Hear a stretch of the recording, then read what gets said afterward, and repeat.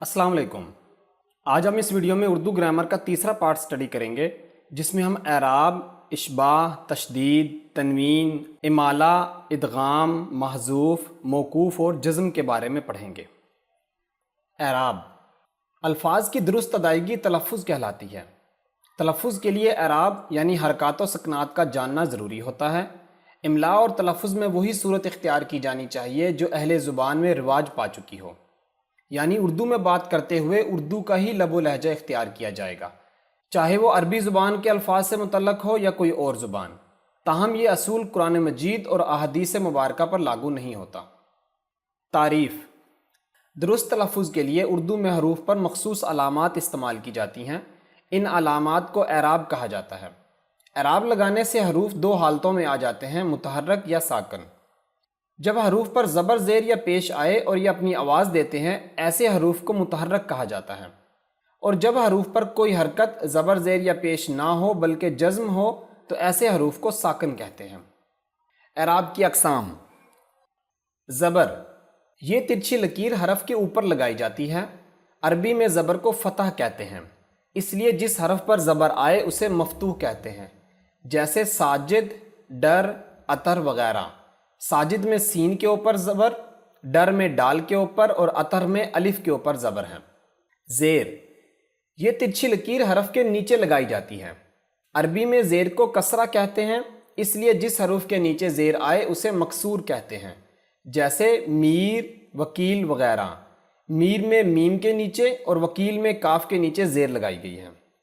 पेश ये अलामत हरफ के ऊपर लगती है। अरबी में पेश को ज़म्मा कहते हैं, इसलिए जिस हरफ पर पेश आए उसे मज़मूम कहा जाता है। मसलन पुर, उर्दू वगैरह। पुर में पे के ऊपर पेश है और उर्दू में अलिफ के ऊपर पेश है। खड़ा ज़बर ये अलामत हरफ के ऊपर लगती है और दो ज़बर के बराबर पढ़ी जाती है, जैसे इलाही, मूसा, ईसा वगैरह। इलाही में लाम के ऊपर खड़ी ज़बर है। जिस लफ्ज़ के ऊपर खड़ी ज़बर होगी उसे थोड़ा खींच कर पढ़ा जाता है। मूसा और ईसा में या के ऊपर खड़ी ज़बर है।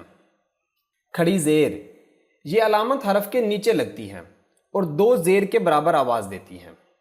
जज़म या सुकून ये अलामत हरफ के सुकून या ठहराव को ज़ाहिर करती है और हरूफ के ऊपर लगाई जाती है। इस अलामत वाला हरफ साकन होता है, जैसे इम्कान।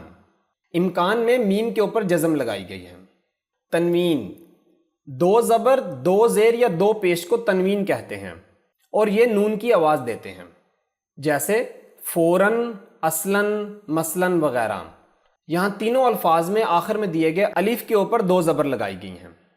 तशदीद ये अलामत हरफ के ऊपर लगती है। इस अलामत वाले हरफ को दो दफ़ा पढ़ा जाता है। इसे शाहद भी कहते हैं। इस अलामत वाले हरफ को मुशद्दद कहते हैं, जैसे अल्लाह, रिक्कत वगैरह। अल्लाह में लाम के ऊपर तशदीद है और रिक्कत में काफ के ऊपर। मौकूफ़ और साकन अगर किसी लफ्ज़ में एक साकन हरफ के बाद दूसरा गैर मुतहरक हरफ आ जाए तो इस हालत को वक्फ और गैर मुतहरक हरफ को मौकूफ़ कहते हैं। मसलन नींद यहाँ नून साकन और दाल मौकूफ़ है। इशबाह किसी हरफ की हरकत को इस तरह पढ़ना कि ज़बर से अलिफ, ज़ेर से ये और पेश से वाव की आवाज़ पैदा हो जाए। मसलन रस्ता से रास्ता, लहू से लहू, मेहमान से मेहमान वगैरह। इमाला किसी लफ्ज़ के अलिफ या हे को याए मजहूल यानी बड़ी ये से बदल कर पढ़ना इमाला कहलाता है। मसलन उखाड़ना से उखेड़ना, लड़का से लड़के, नाला से नाले वगैरह। इदगाम दो हम मखरज हरूफों को मिलाकर पढ़ना इदगाम कहलाता है, जैसे बदतर को जल्दी में बतर पढ़ना। महजूफ किसी लफ्ज़ में अगर कोई हरफ हज़फ कर दिया जाए तो इस हज़फ शुदा हरफ को महजूफ कहते हैं, जैसे शाहबाश से शाबाश, बेचारा से बेचारा वगैरह।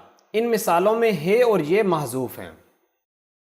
आज के लिए इतना ही। उम्मीद है आपको वीडियो पसंद आई होगी। अगर वीडियो अच्छी लगी है तो वीडियो को लाइक करें और चैनल को सब्सक्राइब करें। स्क्रीन के दाएं जानिब इसी सीरीज़ की नेक्स्ट एपिसोड और बाएं जानिब कंप्लीट प्लेलिस्ट पिन है। मिलते हैं अगली वीडियो में, तब तक के लिए अल्लाह हाफिज़।